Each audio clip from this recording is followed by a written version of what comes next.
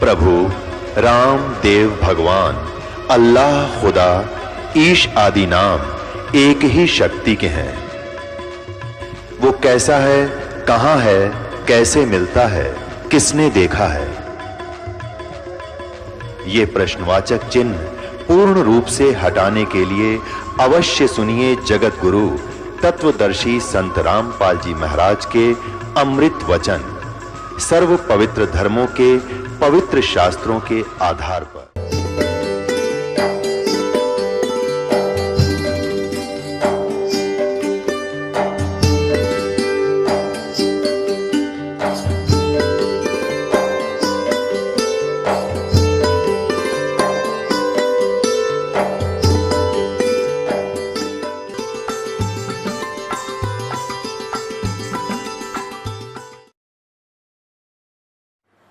बोलो सतगुरुदेव की जय। बंदी छोड़ कबीर परमेश्वर जी की जय। बंदी छोड़ गरीबदास जी महाराज जी की जय। स्वामी रामदेवानंद जी गुरु महाराज जी की जय। सर्व संतों की जय, सर्व भक्तों की जय, धर्मी पुरुषों की जय। श्री काशी धाम की जय, श्री छुडानी धाम की जय, श्री क्रोथा धाम की जय, श्री बरवाला धाम की जय। सत साहिब गरीब नमो नमो सतपुरुष को नमस्कार गुरु की नहीं। सुर नर मुनि जन साधुआ संतों सर्वसदी नहीं। सतगुरु साहिब संत सब दंडोतम प्रणाम। आगे पीछे मध्य हुए तिनको जा कुर्बान। नराकार निर्विषम काल जाल वैभंजनम निर्लेपम निज निर्गुणम अकल अनुबेशोन्दनम। सोहम सुरति समाप्तम सकल समाना निरतलय। उज्ज्वल हीरंबर हरदमम बेपरवा अथाह वार पार नहीं मज्जतम। गरीब जो सुमरै सिद्ध होई गणनायक गलता ना। करो अनुग्रह सोई पारस पद परवाना। आदि गणेश मनाऊं गणनायक देवन देवा। चरण कमल लो लाऊं आदंत करूं सेवा। परम शक्ति संगीतम रिद्धि सिद्धाता सोई। अवगत गुण अतीतम सत्य पुरुष निर्मोही। जगदम्बा जगदीशम मंगल रूप मुरारी। तन मन अर्पों शेषम भक्ति मुक्ति भंडारी। सुर नर मुनि जन ध्यावें ब्रह्मा विष्णु महेशा। शेष सहस मुख गावें पूजें आदि गणेशा। इंद्र कुबेर सरीखा वरुण धर्म राय जावें। समर्थ जीवन जी का मन इच्छा फल पावे। 33 कोटि अधारा जावें शेष 88। उतर भव जल पारा कट है यम की फांसी। 33 कोटि अधारा जावें शेष 88। उतर भव जल पारा कट है यम की फांसी।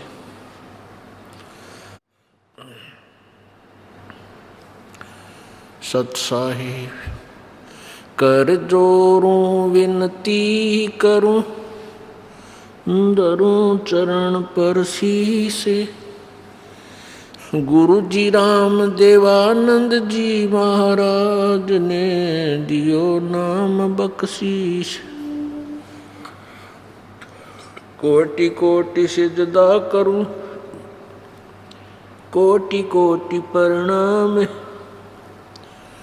चरण कमल में राखियो मैं बांधी जाम गुलाम। कुत्ता तेरे दरबार का मोतिया मेरा नाम। गले प्रेम की जेवड़ी झांखे चोवा जाऊं मैं। तो करो तो बावड़ूं दूर दूर करो तो जाऊं। जो राखो तो ही रहूं। जो देवो सुख। जय इब के सतगुरु मिले। सब दुख आँखों रो, चरणों ऊपर शीश धरूं, कहूँ जो कहनी हो। कबीर गुरु जी मिल लेंगे, पूछेंगे कुशलात, आदि अंत की सब कहूँ, अपने दिल की बातें गुरु जी तुम ना भूलियो। चाहे लाख लोग मिल जाएं, हमसे तुमको बहुत हैं, तुमसे हमको नहीं, तुमरे विसारे क्या बने। मैं किसकी शरण में जाऊं, शिव ब्रंच मुनि नारदा, इनके हृदय न समाऊं, अवगुण किए तो बहुत किए, करत न मनी हारे, बावे बंदा बख्श दियो, बावे गर्दन उतारे, अवगुण मेरे बाप जी,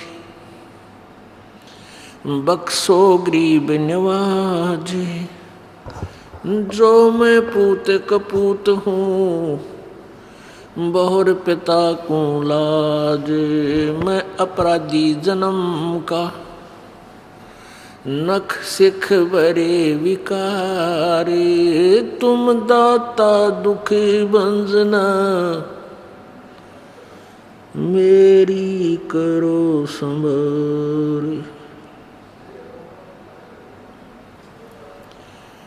परमपिता परमात्मा परमेश्वर पूर्ण ब्रह्म अनंत कोटि ब्रह्मांड के रचनहार कबीर देव, कबीर साहब, अल्लाहु अकबर, उस परमेश्वर की असीम कृपा से इस घोर कलयुग में ये सत्संग प्रारंभ हुए। उसी परमेश्वर की कृपा से ही ये सत्संग, ये सत विचार, यथार्थ ज्ञान आप जी तक पहुंच रहा है। इस पूरी पृथ्वी के ऊपर, इस 21 ब्रह्मांड में कोई भी सत्संग नहीं करता। सभी के पास कुसंग है, शास्त्र विरुद्ध ज्ञान है, यथार्थ भक्ति से वो परिचित नहीं है, यथार्थ ज्ञान से भी वो लोग परिचित नहीं है। परमेश्वर की वाणी में कहा है कि भवन चतुर्दश, 3 लोक और भवन चतुर्दश कोई नहीं सत्संगी। पुण्यात्माओं, सत्संग शब्द ही हमें प्रमाणित करता है कि सत्य ज्ञान, सत्य वचन जो सब सद्ग्रंथों से मेल खाते हों, उस ज्ञान की जहाँ चर्चा होती है, उस ज्ञान का जहाँ प्रचार होता है, वो सत्संग है। और जहाँ यथार्थ ज्ञान प्रचार नहीं होता, वो सत्संग नहीं है। प्रारूप वैसा ही है, क्योंकि डुप्लीकेट और ओरिजिनल सभी मिलते जुलते ही होते हैं, लेकिन उनकी जो परख जानता है ओरिजिनल और डुप्लीकेट को, उसको बहुत अंतर नजर आता है। जैसे बूरा और नमक 2 कटोरियों में रखा हो, एक जैसे ही लगते हैं। आपको बूरा की चाह है और चम्मच भर लिया नमक का और मार लिया फांका, वो बूरा समझकर, तो आपका सारा ही टेस्ट खराब हो गया। ऐसे ही सभी सत्संग, सभी संत अच्छे लगते हैं, सिमिलर होते हैं, एक जैसे ही होते हैं, समांतर होते हैं। उनके वचन बहुत से मिलते जुलते भी होते हैं, लेकिन बूरा और नमक ही समझ लेना। उसको तो वही समझ सकता है जिसने बूरा खा रखी हो, फिर नमक का टेस्ट करे। और जहाँ देखे वहाँ नमक ही है, उसी को चाट रहे हैं, तो सभी ये सोच रहे हैं यही बुरा होगा। ऐसा नहीं है। दास ने तो ये शब्द बोला है कि 3 लोक और भवन चतुर्दश कोई नहीं सत्संगी। ये बहुत महत्व रखता है।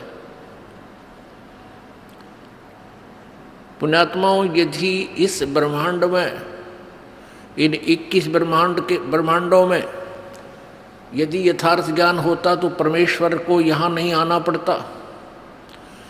उस सर्वशक्तिमान सतलोक के वासी कबीर देव को, कबीर प्रभु को इस लोक में आने की आवश्यकता नहीं पड़ती। उस परमेश्वर को इसलिए आना पड़ता है कि इस काल के दूतों ने काल प्रेरणा से ज्ञान का अज्ञान बना रखा होता है।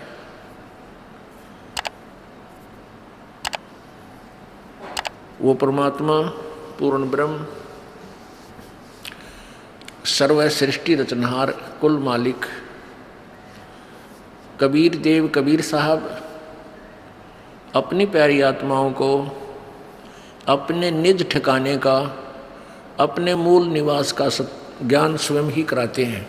वो परमात्मा आकर के अपनी जानकारी आप ही बताते हैं। और कोई भी पृथ्वी पर ब्रह्मांड में यथार्थ ज्ञान से परिचित नहीं होता। पुण्यात्माओं, आपका सौभाग्य है कि आपको कलयुग के उस दौर में, कलयुग के उस समय में आपका मनुष्य जीवन है कि अब परमात्मा प्राप्ति सहज में हो सकती है। इसका कारण क्या है? परमेश्वर कबीर जी अपने सत्यलोक से चलकर यहाँ रूपांतर करके आते हैं। इस काल को धोखा देते हैं। वो पहचान नहीं सकता कि ये पूर्ण परमात्मा है। यहाँ एक साधारण से मनुष्य का रूप धारण करके वो परमात्मा यहाँ प्रकट होते हैं। कभी अपने पुत्र सहजदास का, कभी जोगजीत का, कभी ज्ञानी का रूप बनाकर वो रह रहकर अपने बच्चों को संभालने के लिए इस काल के लोक में आते हैं।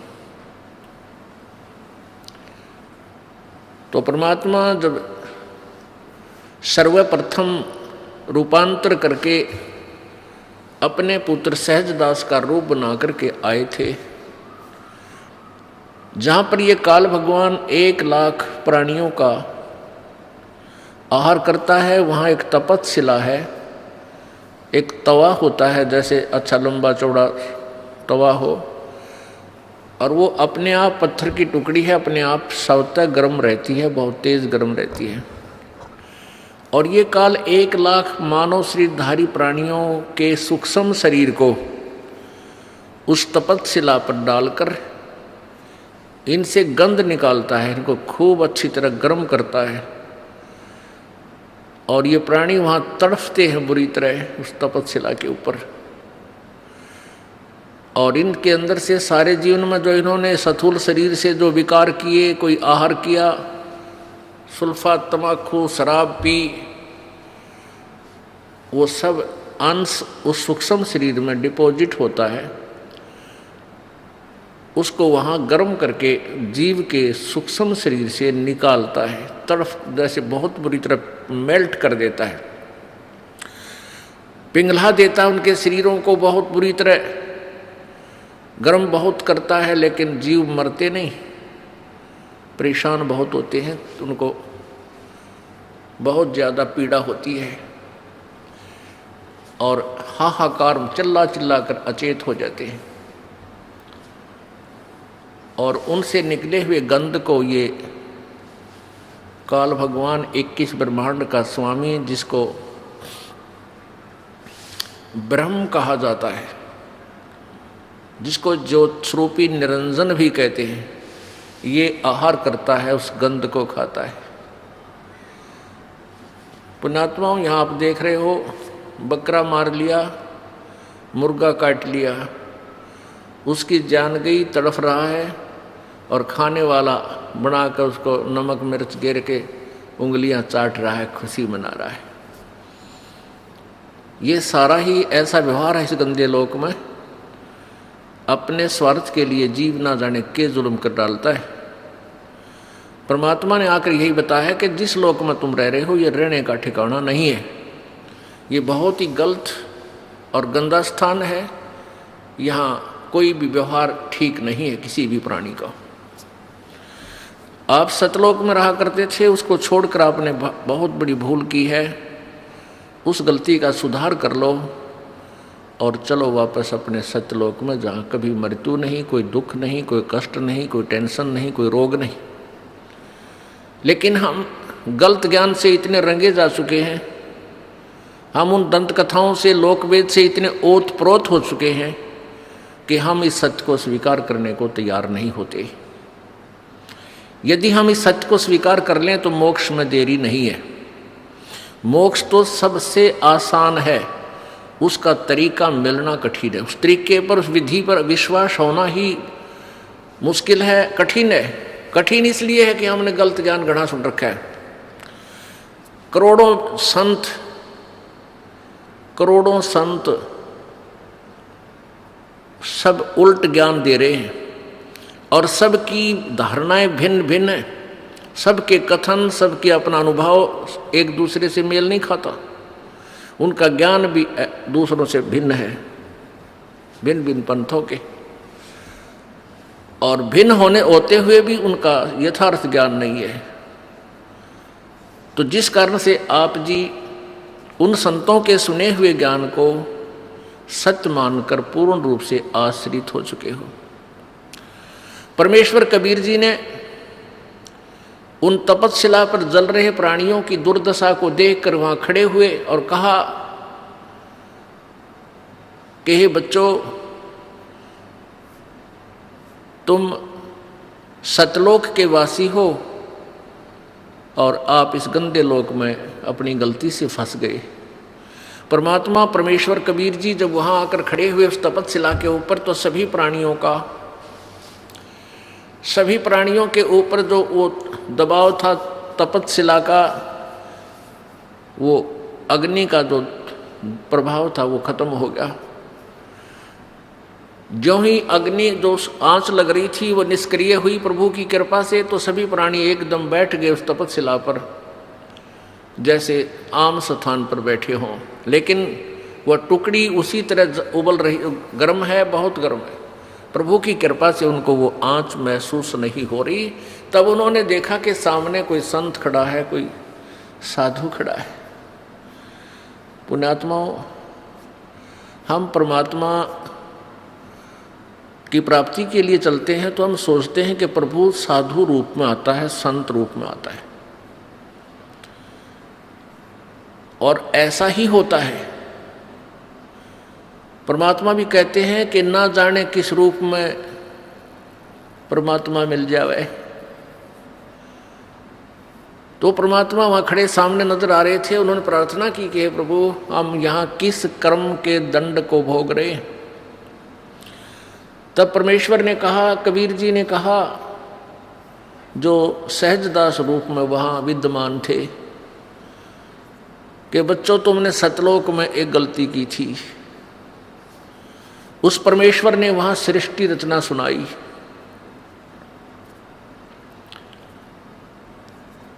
उन्होंने बताया, परमेश्वर ने बताया कबीर जी ने, कि तुम सतलोक में रहा करते थे, सभी वहां कोई कष्ट नहीं था तुम्हारे को, ना मृत्यु थी, ना ये तपस्शिला का कष्ट था, ना कोई रोग था, ना कोई कोढ़ था, किसी चीज का अभाव नहीं था आप जी को। तुम अपनी गलती से यहाँ काल के जाल में फंस गए।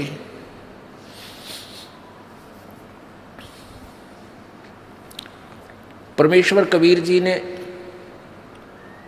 सृष्टि रचना सुनाई।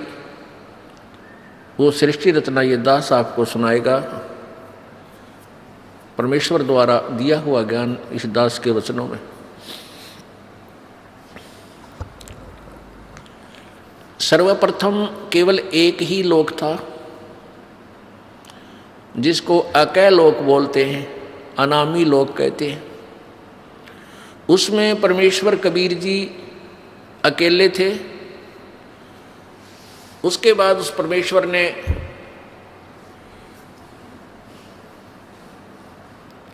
एक से अनेक होने का ख्याल किया। उसके लिए उस परमेश्वर ने अकय लोक से नीचे के 3 लोकों की और रचना की। वो लोक हैं अकय लोक से नीचे का अगम लोक, उससे नीचे का अलख लोक, उससे नीचे का लास्ट वाला चौथा लोक जो है, यानी अनामी अलग अकय लोक से अलग वो तीसरा लोक, और कुल मिलाकर चौथा लोक जो है वो सत्यलोक है। उसी पूर्ण परमात्मा ने, पूर्ण प्रभु ने, कबीर देव ने, कबीर साहब ने अपने ही अन्य 3 रूपांतर और किए। अगम लोक में वो अगम पुरुष कहलाता है, अलख लोक में अलख पुरुष, और सत्य लोक में वो सत्य पुरुष। एक ही परमात्मा अपने 3 रूप बनाकर वहां विराजमान है। परमेश्वर ने सर्वप्रथम सतलोक की रचना की, सतलोक के अंदर सृष्टि रचना की। अपनी शब्द शक्ति से 16 पुत्रों की, अपनी प्रथम वचन से 16 द्वीप, 16 स्थान अलग अलग परमात्मा ने बनाए। फिर 16 शब्दों से, 16 वचनों से 16 पुत्रों की उत्पत्ति की, और उन सबको कहा कि तुम अपने अपने द्वीप में अलग अलग रहो। उसके पश्चात परमेश्वर ने, कबीर जी ने अपने पुत्र उन 16 में से जो अचिंत है उससे कहा कि अचिंत आप अन्य रचना आप करो। अब अचिंत ने परमेश्वर से प्राप्त शक्ति के आधार से इस अक्षर पुरुष अर्थात परब्रह्म की उत्पत्ति की। अक्षर पुरुष स्नान करने के लिए उस मान सरोवर में चला गया जो परमात्मा ने ही उन सब द्वीपों के साथ ही रचना की थी। ये सरोवर तालाब आदि एक जैसे शहर के नगर के अंग ही होते हैं, ऐसे इस मान सरोवर के अंदर वो स्नान करने के लिए गया, क्योंकि वहाँ श्वासों से शरीर नहीं है। सतलोक में श्वासों से शरीर नहीं है, और वहाँ ऐसा शरीर है जो बगैर वायु के भी रह सकते, वहाँ जीवित रहते हैं। जैसे आप देखते हो जल के प्राणी जल में ही रहते हैं, वो बाहर वायु ग्रहण करने आते ही नहीं। तो जल के अंदर वो जाकर के उस शीतल जल में सो गया, काफ़ी समय तक बाहर नहीं आया।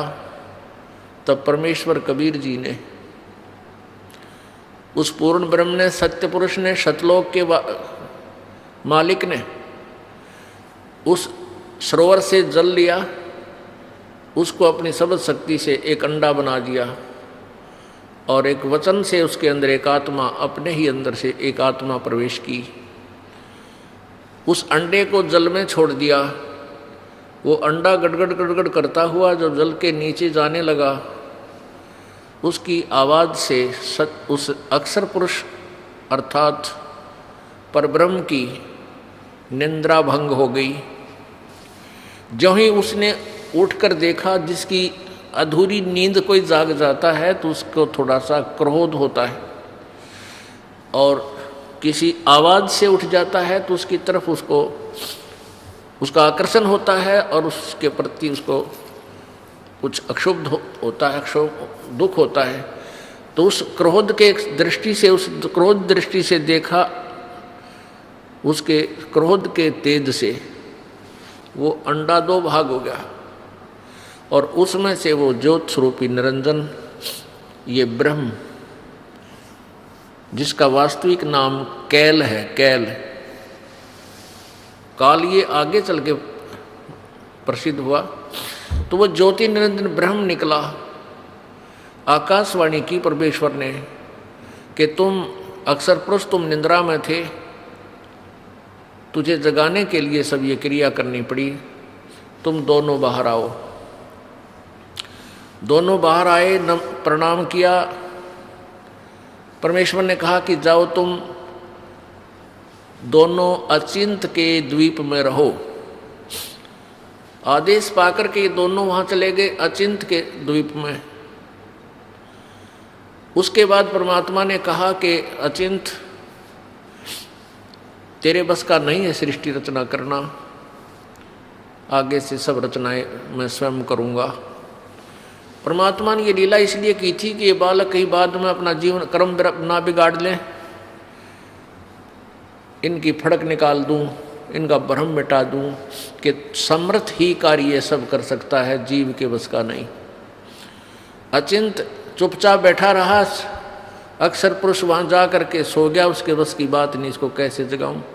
तो जीव जीव ही रहेगा और पीव पीव ही है, परमात्मा परमात्मा ही होता है। इसलिए परमेश्वर ने कहा कि अब तुम बीच में टांग मत अड़ाना, तुम्हारे बस का नहीं है कुछ भी, मैं स्वयं ही सब करूंगा। इससे परमात्मा ने उसके बाद हम सभी आत्माओं को, असंख्य आत्माओं को अपनी वचन शक्ति से वहाँ सतलोक में भर दिया। हम सभी वहाँ आनंद से रहने लगे। वहाँ कोई दुख नहीं था, कोई कष्ट नहीं था, किसी चीज़ का अभाव नहीं था। सब भंडारे भरे रहते हैं, काजू किस्मत सेब संतरे, वहाँ के जो फल हैं, मेवा है, वो सदाबहार बाग हैं। अमृत आहार है, अमृत ही वहाँ का जल है। और कोई काम नहीं, ये नाड़ी वाला शरीर नहीं, शुक्रम अकायम असनाविरम। वहाँ हमारा जो शरीर है वो बगैर स्नायुओं का है, और ये माता पिता के योग से बने हुई शुक्र से बना हुआ हमारा शरीर नहीं है। तो वहाँ कोई रोग नहीं, कोई बीपी हाई ना, कभी लो नहीं, किसी प्रकार का कोई शुगर नहीं, ना वहाँ कैंसर, ना फेफड़े खराब हो, ना गुर्दे खराब हो, कोई भी कष्ट नहीं, किसी चीज़ का अभाव नहीं, कोई काम नहीं, सुंदर आहार, सदाबहार बाग, हर चीज़ वहाँ उपलब्ध रहती है। चार मुक्ति जहाँ चंपी करती माया होरी दासी, दास गरीब अभय पद पर से वहाँ मिले राम अविनाशी। वहाँ जहाँ जैसे यहाँ की चौथी मुक्ति ब्रह्मलोक में जाना होता है, वहाँ पर अपने पुण्यों के आधार से कुछ दिन स्वर्ग के अंदर वो सुविधाएँ जो प्राप्त हैं, जैसे होटल में जाके अपनी ही पूंजी से ये प्राणी सुविधाएं प्राप्त करता है, और पूंजी समाप्त होने के बाद फिर अपने कर्म क्षेत्र में आ जाता है जहाँ वो काम करता है। इसी प्रकार स्वर्ग, महास्वर्ग, चौथी मुक्ति जो प्राप्त करते हैं यहाँ की साधना से, वो ऐसा समझो जैसा शिमला के अंदर कोई सेठ साहूकार व्यक्ति, धनी व्यक्ति गर्मियों के दिनों में 2 महीना विश्राम करावे, अपने 20-30 हज़ार रुपये ले जावे और सब अपनी जेब से खाओ पियो मस्ती मारे, बर्बाद करके वापस अपनी फिर दुकान पा बैठे, फिर कर्म करे, फिर पैसे बचावे, अगली गर्मियों में फिर 2 महीने घूमे आवे। ऐसा यहाँ की स्वर्ग, महास्वर्ग अर्थात ब्रह्मलोक तक की उपलब्धि है, प्राप्ति है, का फल है। तो परमात्मा कहते हैं सतलोक के अंदर वहाँ पर ये चारों मुक्ति सदा पड़ी रहे, कभी समाप्त नहीं हो। जो सुख यहाँ की चौथी मुक्ति प्राप्त प्राणी को है, वहाँ आपका कभी समाप्त नहीं होगा, वो आपके चरणों में इतना सुख सदा रहेगा और सदा था।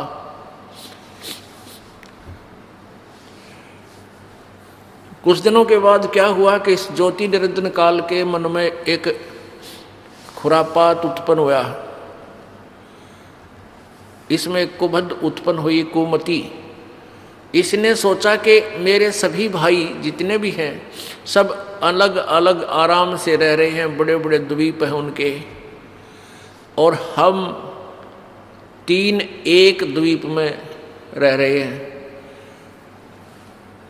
तो उसने क्या किया, एक पैर पे खड़ा होकर तपस्या प्रारंभ की। किसने? इस ज्योति निरंजन ने, ब्रह्म ने, जो 21 ब्रह्मांड का स्वामी है।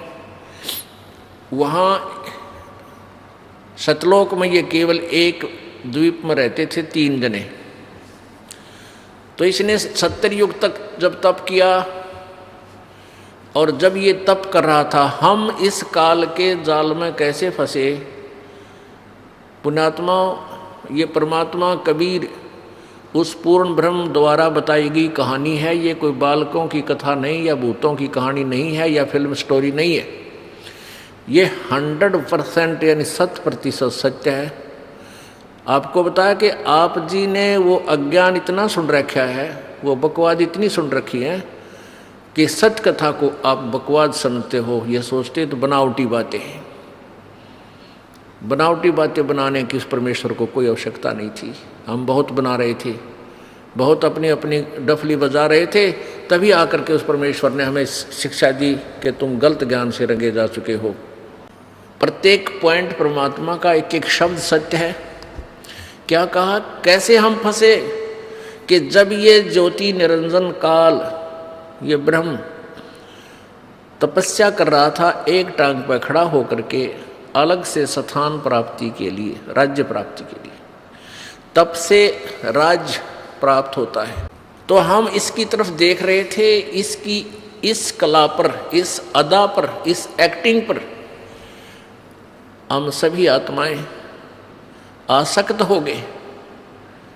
हम इसको हृदय से पसंद कर बैठे। परमात्मा पूर्ण ब्रह्म कबीर जी ने, यानी सत्य पुरुष ने आवाज लगाई, आकाशवाणी की कि बच्चों तुम मस्त रहो, इसकी क्रिया पर ध्यान मत दो। अब परमपिता की आकाशवाणी आवाज सुनकर हम ऊपर से तो सावधान हो गए, परंतु अंदर से उसकी चाह मिटी नहीं। जब इसने 70 वर्ष तक, 70 युग तक तप कर लिया, तब परमेश्वर ने पूछा कि क्या चाहता है ज्योति निरंजन, तो किस लिए ये हठ कर रहा है। इस ब्रह्म ने, ज्योति निरंजन ने कहा कि पिताजी मेरे लिए स्थान कम है, मुझे अलग से स्थान देने की कृपा करें। परमेश्वर कबीर जी ने कहा कि ठीक है, तुझे तेरे 70 युग के तप के प्रतिफल में मैं तुझे 21 ब्रह्मांड देता हूँ। जैसे एक धनी पिता अपने पुत्र को 21 प्लाट दे दे कि ले भाई ये 21 प्लाट तेरे हैं, क्यों रोजाना टेंशन पैदा करता है, तू झगड़ा करता रहता है, ले पकड़ अपने 21 प्लाट तू अपने अलग रख। ऐसे इसको 21 प्लाट दे दिए परमेश्वर ने, 21 ब्रह्मांड दे दिए। अब ज्योति निरंजन काल ने सोचा, ब्रह्म ने सोचा कि इसमें कुछ कंस्ट्रक्शन करूं, रचना भी हो, खाली प्लाट के काम आओगे। इसने फिर तपस्या प्रारंभ की, 70 युग फिर की, और हम और ज्यादा इस पर आसक्त होते चले गए।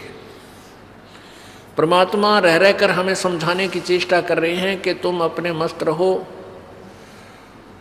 इसकी इस क्रिया पर ध्यान मत दो। लेकिन हम इतने ढीठ हो गए, अपने परमपिता को भी धोखा देने में नहीं चूके। दूसरी बार जब इसने 70 युग तप किया तो परमात्मा ने पूछा भी क्या मांगता है तू, जो तू मांग रहा था वो मैंने दे दिया। ज्योति निरंजन ब्रह्म ने कहा कि प्रभु पिताजी इसमें कुछ रचना की सामग्री देने की कृपा करो। परमेश्वर ने कहा कि ले बेटा, 5 तत्व और 3 गुण प्रभु ने बनाकर अपनी सबद शक्ति से उत्पन्न करके इसको दे दिए। अगले खेल ले, खेल खिलौनों से अब इसने सोचा भी कंस्ट्रक्शन भी कर लूँगा, फिर अकेले का जी लग गया 21 प्लाटों में, तो संतान भी चाहिए, यानी मेरे साथ कुछ आत्माएं भी हों, मेरे साथी हों, मिलजुल कर वहाँ रहें आराम से। इस दृष्टिकोण से इसने फिर तपस्या की। उस समय इसने 64 युग तक जब तप कर लिया, तब परमेश्वर कबीर जी ने, सत्य पुरुष ने पूछा कि भी ज्योत निरंजन, जो तू मांगता था वो मैंने तुझे दे दिया, जो तूने मांगा वो मैंने तुझे दे दिया, अब क्यों हट कर रहा है, अब क्या चाहता है तू? तो ज्योति निरंजन ने कहा कि पिताजी मुझे कुछ आत्माएं दे दो, मेरा अकेले का जी नहीं लगता, दिल नहीं लग रहा। परमेश्वर ने कहा कि भी बात सुन ले ज्योति निरंजन, ये सभी आत्माएं मेरे बच्चे हैं, मेरा अंश है, क्योंकि मेरे वचन से, मेरे शरीर से ये बाहर आए हैं, मैंने उत्पन्न किए हैं। ये जीव नहीं दे सकता किसी कीमत पर, किसी भी तेरी क्रिया पर और किसी भी तप से जब से मैं ये नहीं दूंगा, मैं नहीं दे सकता, ये मेरी आत्मा है। उस अंतर्यामी परमात्मा को सब पता था कि ये दूध फट गया, ये सेब खराब हो गए, और सेब खराब हो जाए तो वो सेब सेलर उस सेब को उन सेबों से बाहर दूर फेंक देता है, बाहर फेंक देता, उसको मंडी के खागड़ खाया करें, फिर पातला कुचला, कुत्ते खावें, गधे खावें। तो ऐसे हम सभी आत्माएं उस परमात्मा की दृष्टि से गिर गए, हम पतिव्रता पद से गिर गए, क्योंकि हम इस ज्योति निरंजन को अंतर आत्मा से चाहने लगे, और पिताजी के कहने के बावजूद भी हमने अपनी चाहत को वापस नहीं किया। पुण्यात्माओं, आप देखते हो ये रोग हमारा वहीं से लगा था। ये आप देखते हो, ये हीरो और हीरोइन, अभिनेता अभिनेत्री अपने रोजी रोटी के लिए नाचना कूदना, चटक मटक डायलॉग बना बना के इसे गाँव में नाच बजावे, और हम उनके ऊपर आसक्त हो जाते हैं, युवा बच्चे। और माता पिता कितना इनको धमका ले, टेलीविजन ना देखियो, कितना इनको कह ले कि सिनेमा देखने मत जाइए, कहेंगे को नहीं जावा, और सिनेमा का वहाँ पाऊंगे।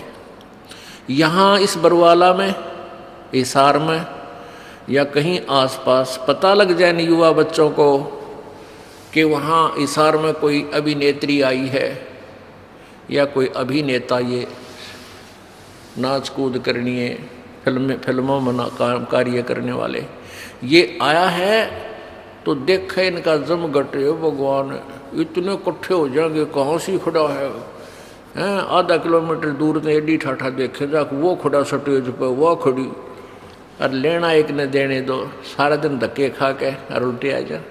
तो बेमतलब वो अपने पैसे के लिए, अपनी रोजी रोटी के लिए उछल कूद कर रहे, और हम फ्री में उनके लिए वहाँ धक्के खाते आ रहे। तो ये रोग हमारा वहाँ लगा था। तो हम अपने उस मूल मालिक ने, उस परम पिता पर आसक्त रहे नहीं, जो सारे सुख देता, कोई रोग नहीं, कोई दुख नहीं, कोई किसी की मृत्यु नहीं, किसी का बेटा मरे नहीं, किसी की बेटी मरे नहीं, और उसको छुबोल कर हम इस पर ज्योति निरंजन की इस कला पर एक पैर पर खड़ा होकर तप कर रहा। ओह देख रहे हो, देख, आप यहाँ देख लियो, इस बरवाला में कोई या शहर आसपास की तरह को बाबा जी, ये नकली हठ योगी, शास्त्र विरुद्ध साधक, नो पता लग जाना वह बाबा जी खड़ा तप है भाई, और 5 दिन हो गए, 10 दिन हो गए, कोई फिर महीना हो जा, तो सारा बरवाला देखने जा, सारे उस पर चढ़ा का, और भाई पैर सूझ रहे हैं, मोटे मोटे पैर हो गए, और क्या होंगे उस गधे के, खड़ा रहेगा तो पैर सूझेंगे। परमात्मा ने भक्ति करने का तरीका बताया है वेदों में, गीता जी में, बिल्कुल आसान मार्ग है, सहज मार्ग है, वो तो किया नहीं। तो उस पर आसक्त हो जाए, किसी को कह दे भाई बैठ कर भजन कर ले, ये नाम है, ये मंत्र हम जो आपको बताते, सबसे आसान यूँ ना बने और न्यू के पेट पलनिया जाऊंगा और कावड़ लाऊंगा, फुदड़ फुदड़ पैदल जाकर पैदल कितना डले डुआले डोलेगा, पर बैठ का मंत्र 2 माला कर दिया अंगड़ाई टूटने लग जाए, चल लगे तो घूम का वहाँ। अब घूमा आप घूमना पर होगा तो अपने पाछे फिर कौन बैठने देगा। तो कहने का भाव ये कि हमारा यह बीमारी वहाँ से लगी हुई है, अब इसको हमने दोबारा सेट करना है। अब ये ज्ञान से सेटिंग होगी। ये जो कथा आपको दास बता रहा है परमात्मा की बताई हुई है, किसी बालक का ज्ञान नहीं है। इसको आपने हृदय में लिख लेना है और तब इस ज्ञान को, अध्यात्म ज्ञान को आप समझ पाओगे, नहीं तो ऐसे ही भ्रमित रहेंगे। क्योंकि सृष्टि रचना के बिना कोई भी सिर पैर किसी शास्त्र का आप समझ नहीं सकते। ये मास्टर की है, ये मुख्य चाबी है सदग्रंथों को समझने की और आध्यात्मिक ज्ञान को जानने की। तो परमेश्वर ने कहा भाई बात एक शर्त है मेरी, एक शर्त पर मैं तेरे साथ अपनी इन आत्माओं को भेज सकता हूँ, यदि कोई सब इच्छा से तेरे साथ जाना चाहते हो तो चले जाएंगे, फिर मैं उनको आज्ञा दे दूंगा। ज्योति निरंजन ये ब्रह्म हमारे पास आया, सभी आत्मा जो आज गधा कुत्ता सुअर मच्छर माखी गंदी लाड़ी के कीड़े हैं, जल के कीड़े जलचर बने हुए हैं, या ब्रह्मा विष्णु महेश बने हुए हैं, या दुर्गा बनी है, माताएं बनी हैं, जितनी देवियां बनी हैं, देवता बने हैं, ये सभी हम वहाँ सतलोक में रहा करते हैं। ये ज्योति निरंजन हमारे पास आया, ओए होए हम तो पहले चाह रहे थे इसको जैसे यहाँ कोई आ जाए हीरो, और फिर देखे ही बालक पता लगते तो उनसे पता लगा रोटी छोड़ के भाग लेंगे, हीरो आ गया, हीरो आ रहा, हीरो आ रहा है, वहाँ जा खड़े होंगे। तो ऐसे हम सभी उसके चारों तरफ घूम गए, झूम गए। उसने कहा कि भाई ऐसा है, मैंने पिताजी से 21 ब्रह्मांड लिए हैं और उसमें रचना करने की सामग्री भी ली है, आप मेरे साथ चलोगे? वहाँ से बनाऊंगा, स्वर्ग बनाऊंगा, महास्वर्ग बनावाएंगे, हैं वहाँ से ऐसे लगाएंगे, मेवा लगाएंगे, ऐसे करेंगे। तो हमने कहा कि हम तैयार हैं, यदि पिताजी आज्ञा दे दें तो हम आपके साथ चल पड़ेंगे। ज्योति निरंजन ने परमपिता से जाकर कहा कि पिताजी कुछ आत्माएं सब इच्छा से मेरे साथ जाने के लिए एग्री हैं, सहमत हैं। परमेश्वर ने कहा कि मेरे सामने उनसे स्वीकृति दिला तब मैं मानूं। परमेश्वर कबीर देव, सतपुरुष कबीर देव, कबीर साहब वहाँ आए और हम सबसे कहा कि भी जो आत्मा इस ज्योति निरंजन के साथ जाना चाहता है वो हाथ खड़ा करके स्वीकृति दे। अब पिताजी के सामने जो रोज ये कहा करता कि इसकी तरफ मत देखो, हम सभी शर्मिंदा हो गए और नीची गर्दन कर ली, कोई नहीं बोला, सन्नाटा छा गया। परमेश्वर ने फिर कहा कि भाई बोलते क्यों नहीं तुम? ये ज्योति निरंजन तो कह रहा था कि कुछ आत्माएं मेरे साथ चलने को तैयार हैं, बताओ कौन है? परमेश्वर ने कहा भी ज्योति निरंजन तो झूठ बोल रहा था, कोई भी तेरे साथ जाने को तैयार नहीं है। तो ऐसा सुनकर एक कर्महीन आत्मा ने सबसे पहले स्वीकृति दी कि मैं जाना चाहता हूँ, मैं जाना चाहता हूँ। अब फिर हमने सोचा कि सारी लूट ये अकेला लूट जा, वो आत्मा अकेली ही लूट जा, तो फिर हमने भी सारा, जैसे बच्चे क्लास में नहीं होते, अध्यापक पूछता है भाई जिसका प्रश्न याद है वो हाथ खड़ा करे, पहले डरता डरता एक आधा कराया करे, फिर उसको देखते सारे कर दे कदे हमारे पिटाई हो जा। तो सभी के हाथ लहरा रहे हैं। परमात्मा बोले भाई ठीक है, ज्योति निरंजन तू जा अपने ये 21 ब्रह्मांड जो प्लाट थे ये ऊपर ही थे सतलोक के अंदर एक कोने में बहुत दूर। परमेश्वर ने कहा कि तू जा अपने उन प्लाटों में, इन सभी आत्माओं ने जो तेरे साथ जाने की स्वीकृति दी है ये मेरे कंप्यूटर में आ गई, इनकी सब के नंबर, इनको मैं अपने हिसाब से भेजूंगा और तेरे पास ये आ जाएंगे। ज्योति निरंजन चला गया। उस समय परमेश्वर कबीर जी ने उस आत्मा का जिसने सबसे पहले हिम्मत की थी अपने परम पिता से विमुख होने की, उसका एक लड़की रूप बना दिया, एक लड़की का रूप बना दिया, लेकिन उसको स्त्री इंद्री नहीं लगाई परमात्मा ने, बाकी स्वरूप लड़की का बनाया। इसमें भी कोई राज था दाता का। ये देखना चाहते थे कि ये नीच आत्मा, ये निरंजन कितना और गिरावट में आता है, और हम सभी आत्माओं को सूक्ष्म रूप बनाया, बीज रूप, और दुर्गा के शरीर में अपने वचन शक्ति से प्रवेश कर दिया। जैसे आप देखते हो कि डॉक्टर बताते हैं कि 1 मिलीग्राम ब्लड में अरबों खरबों जीवाणु होते हैं, और उस ब्लड को निकाल कर वो दूसरे में डाल देते हैं। अरबों खरबों जीवाणु एक से दूसरे में चले जाते हैं। ऐसे परमेश्वर ने अपने वचन शक्ति से, यानी उस सिरंज से, इंजेक्शन से, वचन इंजेक्शन से सभी को सूक्ष्म रूप दे करके और उस दुर्गा के शरीर में प्रवेश कर दिया। उस लड़की का नाम प्रकृति देवी रखा, प्रकृति। आगे चल के यही दुर्गा अष्टांगी आदि नामों से प्रसिद्ध हुई। त्रिदेव जननी यही प्रसिद्ध हुई। सभी आत्माओं को उसमें प्रवेश कर दिया। उस लड़की से कहा कि बेटी, तेरे अंदर मैंने सभी आत्माओं को प्रवेश कर दिया है, और तेरे को मैं एक वचन शक्ति देता हूं कि जितने जीव तू कहेगी उतने ही तेरे वचन से, तेरे अंदर से अपने आप मेरी ताकत से, मेरी पावर से, मेरी शक्ति से बाहर आ जाएंगे, और वो युवा शरीर में प्रकट हो जाएंगे। नर और मादा जितने भी तू चाहेगी बना देगी। और अपने पुत्र सहजदास से कहा कि जा सहजदास, अपनी बहन को, वो सहजदास कौन है? जो सबसे पहले 16 पुत्र उत्पन्न किए थे, उनमें से एक है सहजदास, कि जा इस लड़की को, अपनी बहन को ज्योत निरंजन के पास छोड़या।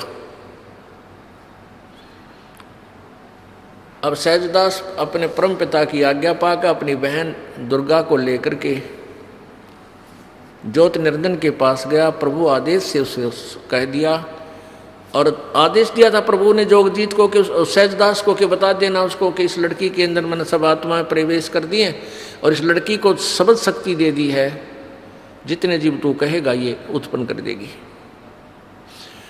सहजदास ने जाकर के ज्योत निरंजन से कहा कि परमेश्वर ने, पिताजी ने सभी जीवात्मा जो तेरे साथ आना चाहती थी सबको सूक्ष्म रूप दे करके बीज रूप में और इस लड़की में प्रवेश कर दिया है, और इसको शब्द शक्ति दे दी है कि जितने जीव ये तू चाहेगा ये उसी से मैं उत्पन्न कर देगी, नर और मादा।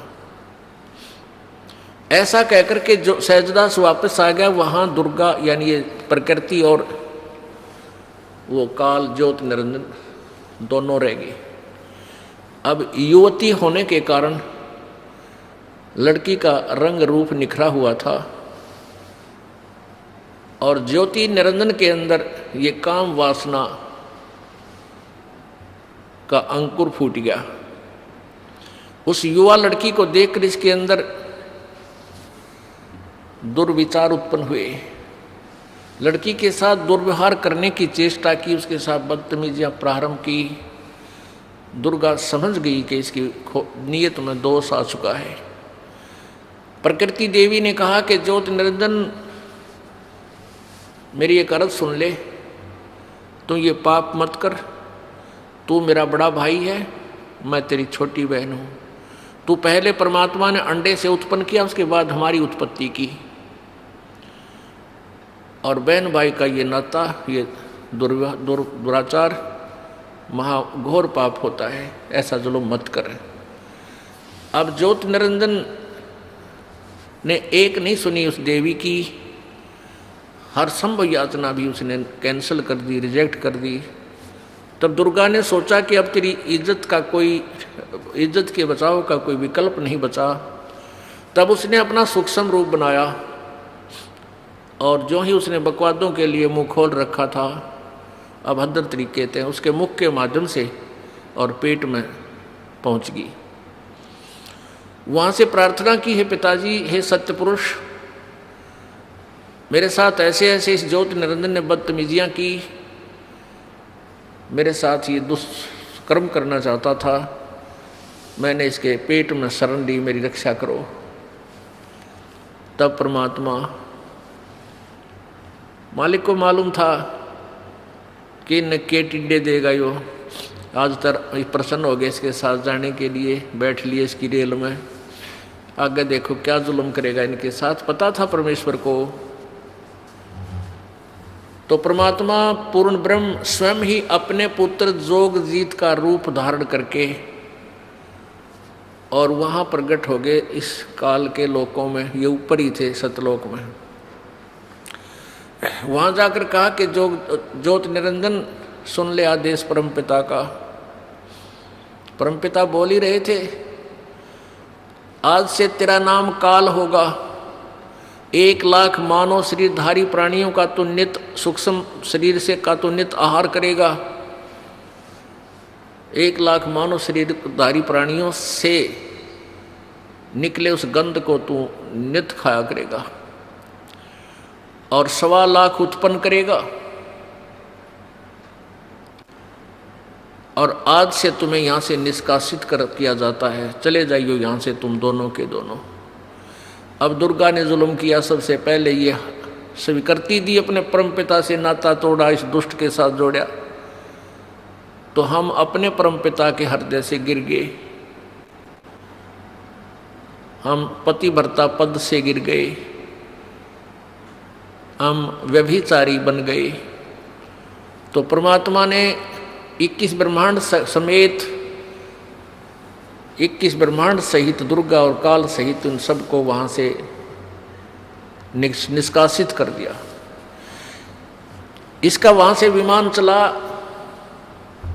21 ब्रह्मांड ऐसे चल पड़े जैसे विमान चलता है मालिक का आदेश पाते ही, और सतलोक से 16 शंख कोश की दूरी पर 16 शंख कोश की दूरी पर आकर के ये ब्रह्मांड यहाँ फिर अनंत परिक्रमा शुरू करती। अब यहाँ चक्कर काट रहे हैं 16 शंख कोश की दूरी पर, नील पद्म शंख। अब गणित की रीति से इसको ऐसे जान सकते हैं जैसे 1000, 10,000, लाख, 10 लाख, करोड़, 10 करोड़, अरब, 10 अरब, खरब, 10 खरब, फिर नील, 10 नील, पद्म, 10 पद्म, फिर शंख, यानी 16 शंख कोश की दूरी पर। एक कोस में लगभग 3 किलोमीटर होते हैं। 48 शंख किलोमीटर दूर आ गए। पुण्यात्माओं, अब इस काल ने सोचा कि मुझे जो सजा मिलनी थी वह मिल गई, अब मैं मनमानी करूंगा।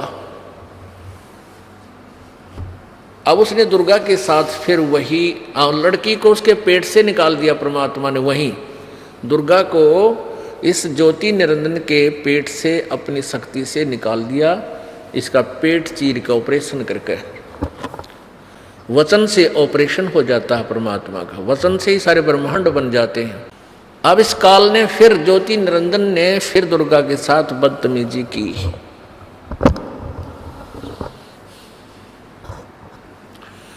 इसने फिर बदतमीजी प्रारंभ की। दुर्गा ने फिर प्रार्थना की कि ज्योति निरंजन, पहले तो तू मेरा बड़ा भाई, मैं छोटी बहन हुई तेरी, और फिर मैं तेरे पेट से बाहर आई हूँ, तेरी बेटी होगी, कम से कम किसी एक नाते की तो शर्म कर। इसने एक नहीं मानी और अपने नाखूनों से, अपने पावर से लड़की का प्रजनन इंद्री बनाई और उसके साथ फिर जबरदस्ती शादी की। उससे ये 3 पुत्र उत्पन्न किए, रजगुण ब्रह्मा, सतगुण विष्णु, तमगुण शिव जी। तीनों को एक एक गुण युक्त कर दिया। पुण्यात्माओं, ये कथा है जो परमेश्वर कबीर जी ने बताई। अब इस कथा को यदि हम एज इट इज छोड़ दें, जो कि तो छोड़ दें, तो कोई नहीं माने और सब ये कहें ये तो दंत कथा है, बनावटी बातें हैं, ये कि कदे सुनी नहीं, आज तक किसी ने बताई नहीं, कहाँ प्रमाण है, हमें दिखाओ। तो ये दास आपको ढेर सारे प्रमाण दिखाएगा और उन्हीं सदग्रंथों में दिखाएगा जिसको आप श्रोधार्य मानते हो, एथेंटिक मानते हो, वास्तविक मानते हो। उनमें से कौन कौन से हैं? पवित्र गीता जी, पवित्र चारों वेद, पवित्र 18 पुराण, इनके अंदर, और 5वां वेद जो आपको सुना रहा ये दास, सूक्ष्म वेद ये दास आपको सुना रहा जो परमेश्वर ने, कबीर जी ने आके बताया।